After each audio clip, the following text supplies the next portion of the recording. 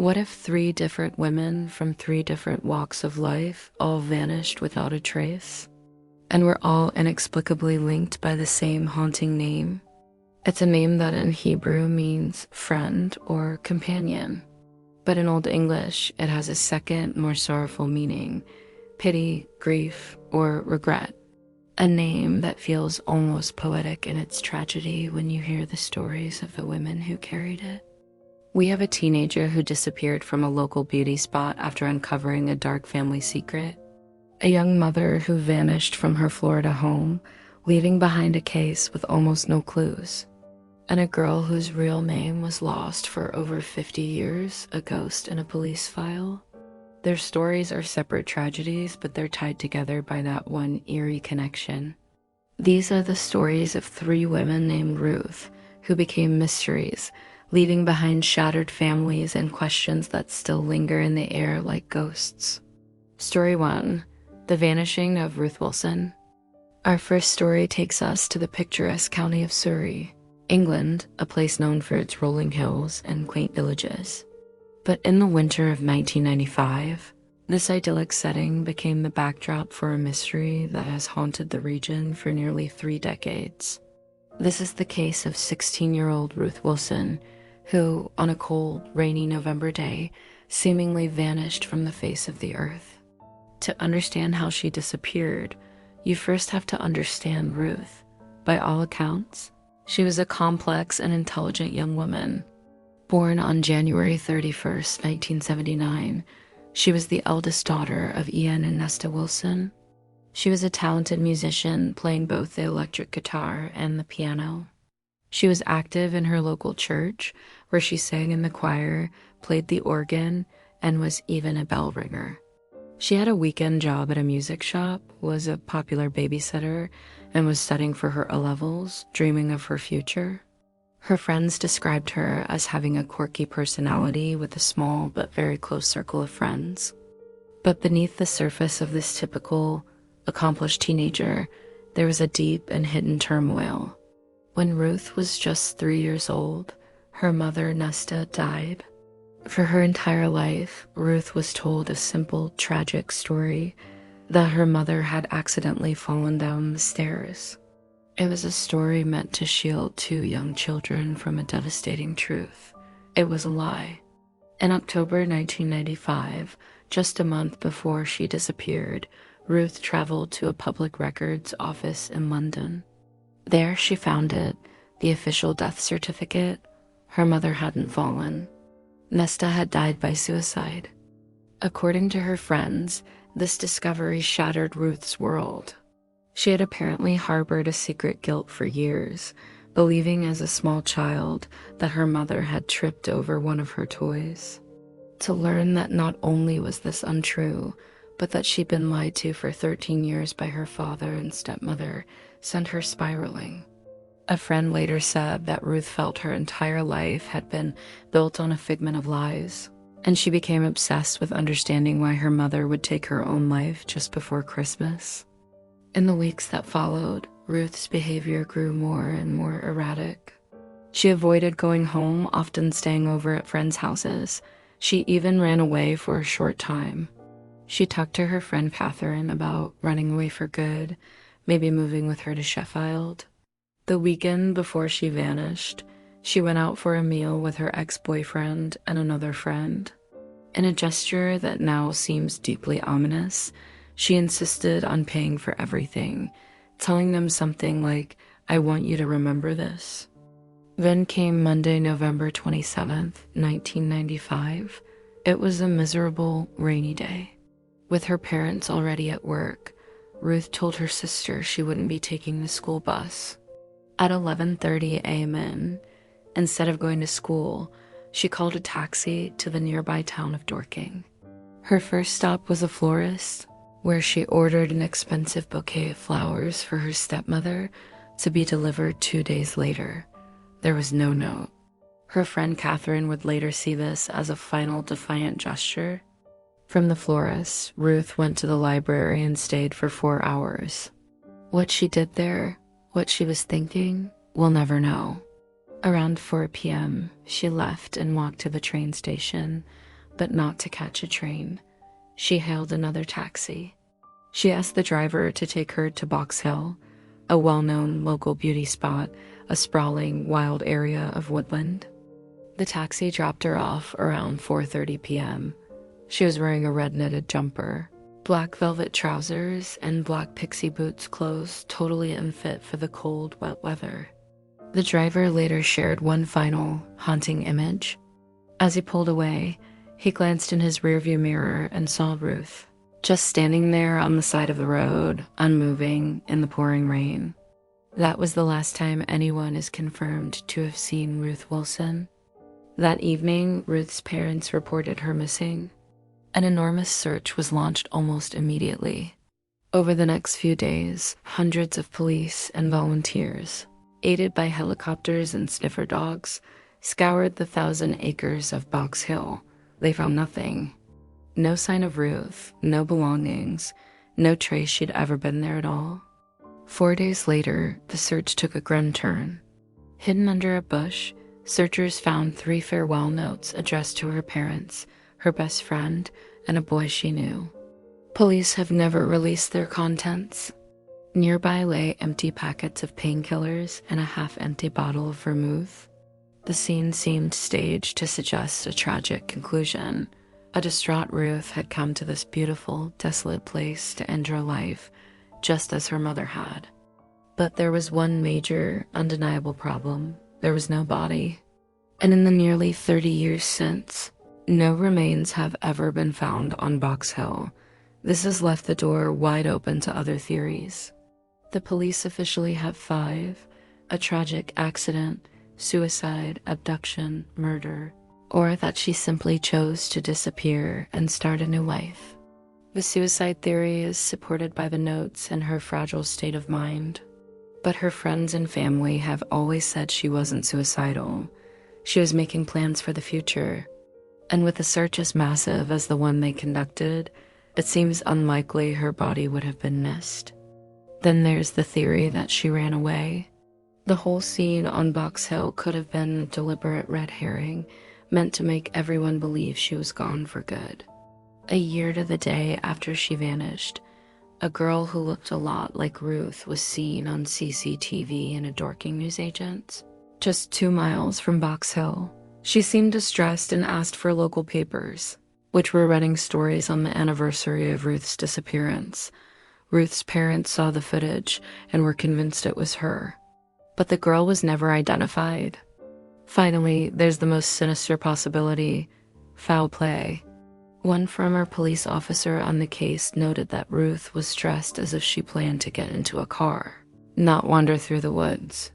He believed she either went up there to meet someone and left with them, or she went there and met with harm. But who would she have met? Today, the case of Ruth Wilson remains open. Her father, Ian, wrote an open letter to her in 2006, telling her that the Christmas presents they bought her in 1995 are still waiting. The woods of Box Hill keep their secrets, and the image of a 16-year-old girl standing alone in the rain endures. A girl named Friend, who was consumed by a family tragedy and then became one herself. The questions in Ruth Wilson's case are overwhelming. Did a terrible secret push her to run away and create a new identity? Or did it lead her to a much darker fate? If you believe these stories matter and want to help keep them from being forgotten, please take a moment to like this video and subscribe. Your support really does help ensure these unresolved cases stay in the public eye. Now we turn to our next case, another story of a woman who vanished, leaving behind only questions. Story 2. The Vanishing of Ruth Harriet Elliott. We now move across the Atlantic, from the misty hills of Surrey to the sun-drenched landscape of South Florida. Our next story is a ghost of a case, shrouded in so much uncertainty that even the date of disappearance is a 2-year window. This is the story of Ruth Harriet Elliott, a 31-year-old mother from Homestead, Florida, who disappeared sometime between 1982 and 1984. Unlike the detailed timeline of Ruth Wilson's case, Ruth Elliott's story is a frustrating collection of missing pieces. What we know for sure is tragically little. Ruth Harriet Elliott, who also went by Zorns or Zorns Elliott, was born in 1952. In the early 80s, she was a mother living in Homestead, just south of Miami. In late 1982 or early 1983, her children went to visit relatives out of state with their father. It was during that trip that the family got a phone call with a chilling and impossibly vague message. Ruth had gone missing. There was no specific incident, no last known sighting to pinpoint. The official date on many missing persons files is January 1st, 1984, but this just seems to be a placeholder. She was 31 years old, a white female, about 5'4", with brown hair and hazel eyes. She had one particularly distinguishing mark, a scar on her thigh, allegedly from a knife wound. And for decades, that was pretty much it. Her children were away, and they came home to find their mother gone. The circumstances were so unclear that an official investigation barely got off the ground. In an era before cell phones and widespread CCTV, a case with no starting point was an almost impossible challenge. With no concrete evidence or witnesses, the case quickly went cold. Investigators, including the Homestead Police and the FBI, strongly suspect foul play. One prominent theory is that she may have been harmed after an argument with her boyfriend at the time. This suggests a domestic dispute that might have escalated, but without more information, it's just a theory. Who is this boyfriend? What was the argument about? We don't know. The vagueness of Ruth's case is heartbreaking. It speaks to a life that just slipped through the cracks. While Ruth Wilson's disappearance prompted a massive surge in media attention, Ruth Elliott's seems to have happened in silence. Her case wasn't added to national databases until many years later, likely because her now adult children were still haunted by their mother's absence and pushed for answers. Imagine being one of those children. You're away on a trip, and someone calls to tell you your mother is simply gone. You come home to a life that's been shattered, with no explanation and no closure. The ambiguity must be its own form of torture. Did she leave? Was she taken? Is she still out there? Online sleuths have tried to connect Ruth's case to unidentified remains found in 1987 in Royal Palm Beach, about 80 miles north of Homestead. The remains were of a woman who fit Ruth's general description, but there has never been an official link made, and it remains pure speculation. Homestead, Florida, in the early 1980s was a different world. It was on the edge of the Everglades, but it was also dealing with the explosion of crime that defined the Miami area during that decade. The drug trade was rampant, and with it came a level of violence that made disappearances less shocking than they might have been elsewhere. Did Ruth get caught up in something dangerous? Or was the cause something far more personal, a tragedy that played out behind a closed door? The scar on her thigh, said to be from a knife, hints at a life that might have already seen violence. But without context, it's just another frustrating detail. We're left with the ghost of a story. A woman, a mother, who was there one day and gone the next. Her case is a stark reminder of how easily a person could vanish in the pre-digital age. For over 40 years, her children have been denied any real answers. The Homestead Police and the FBI continue to list her case as open, a silent testament to a life interrupted. Story 3. The Finding of Ruth Brennan. For our final case, we travel back in time to 1973 in York County, Pennsylvania. This story is different. It begins with a disappearance and a 51-year-old mystery, but it ends with a resolution not of how she died, but of who she was. This is the story of Ruth Elizabeth Brennan, a 14-year-old girl known to her family as Ruthie, and the long journey to give her back her name. The story starts in the fall of 1973. Ruthie Brennan was a 14-year-old girl with long blonde hair. One morning, at the start of the school year, she left her home for school and never came back. Her family never saw her alive again. A short time later, on October 10th, 1973, two game wardens were investigating what they thought was a dead deer in a wooded area off a rural highway called Moonshine Road, near Fort Indiantown Gap, about 50 miles from Ruthie's home. There, hidden under some brush and a plastic tarp, they made a grim discovery: the decomposed remains of a young woman. The Pennsylvania State Police were called in, but the investigation hit a wall immediately. The body was so decomposed that identifying the victim or determining a cause of death was nearly impossible. They knew she was a white female, between 5 feet 3 inches and 5 feet 6, with long brownish blonde hair, but that was it. Her death was ruled undetermined, but the fact that her body had been deliberately concealed pointed strongly toward foul play. She became the Lebanon County Jane Doe. For 51 years, she was a ghost in a case file. Investigators released facial reconstructions and a sculpted bust, hoping someone somewhere would recognize this lost girl. No one did. All the while, her family wondered what had become of their Ruthie, who was listed as a missing person. The breakthrough didn't come until the 21st century, thanks to incredible advances in forensic science. In 2016, investigators exhumed the Jane Doe's remains to try and build a DNA profile. Using genetic genealogy, they uploaded that profile to public databases, searching for relatives who had submitted their own DNA by building out a family tree from distant genetic cousins. They hoped to finally zero in on her identity. It was a long, meticulous process, but in October of 2024, they had a match. After 51 long years, the Jane Doe of Moonshine Road had her name back. She was 14-year-old Ruth Elizabeth Brenman. In November 2024, the Pennsylvania State Police announced the breakthrough. For her family, the news was the answer to a prayer that had lasted half a century. In a statement, they thanked investigators, saying their work had provided some closure on questions that have lingered for the past 51 years. But as one trooper said, identifying Ruthie wasn't the end of the investigation. It was a new beginning. The focus has now shifted from who is she to what happened to her. Police are essentially starting a 51-year-old cold case homicide from scratch. They need to piece together the life of a 14-year-old girl in 1973. Who were her friends? Did she ever make it to school that day?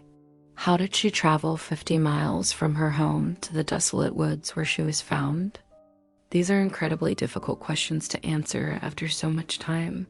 Memories fade, people move on or pass away. But for the first time, investigators have a real starting point. They can talk to Ruthie's surviving family and friends, trying to build a picture of her life in the days before she disappeared. Ruth Brenman's story is a powerful testament to the persistence of law enforcement and the revolutionary power of science. For 51 years, she was an unknown girl buried under a simple marker. Now, she is Ruthie Brenman, a girl whose life was cut tragically short. And while her family finally knows where she is, they still await justice. 3 women, 3 tragedies, 1 name. Ruth Wilson, the 16-year-old who walked into the woods and never came out, leaving behind secrets and cryptic clues. Ruth Harriet Elliott, the 31-year-old mother who disappeared into the Florida ether, her case a cold collection of unanswered questions. And Ruth Elizabeth Brenman, the 14-year-old girl whose name was lost for over half a century, a silence finally broken by science, though her killer remains free. The name Ruth in Hebrew means companion. It's a name of loyalty. And yet, in Old English, the word Ruth also means sorrow and pity, giving us the word ruthless, to be without pity. It's a chilling duality that hangs over these stories. These were women who should have been companions and friends, but who instead became subjects of sorrow and regret. Their fates were shaped by forces that were utterly ruthless. While Ruth Brenman has finally been found, her case is far from over. And for Ruth Wilson and Ruth Elliott, there is only the agonizing void of not knowing. Their families have lived for decades in a state of suspended grief, unable to truly mourn or move on. These are more than just stories. They are the real lives of women who had hopes, dreams, and people who loved them. They deserve to be remembered, and their cases deserve to be solved. If you have any information, no matter how small it may seem, about the disappearance of Ruth Wilson in Surrey, England, or Ruth Harriet Elliott in Homestead, Florida, or the death of Ruth Elizabeth Brenman in Pennsylvania, please contact the authorities. Sharing these stories also makes a difference. It keeps their names alive and increases the chance that one day the right person will see it and come forward. Thank you for listening.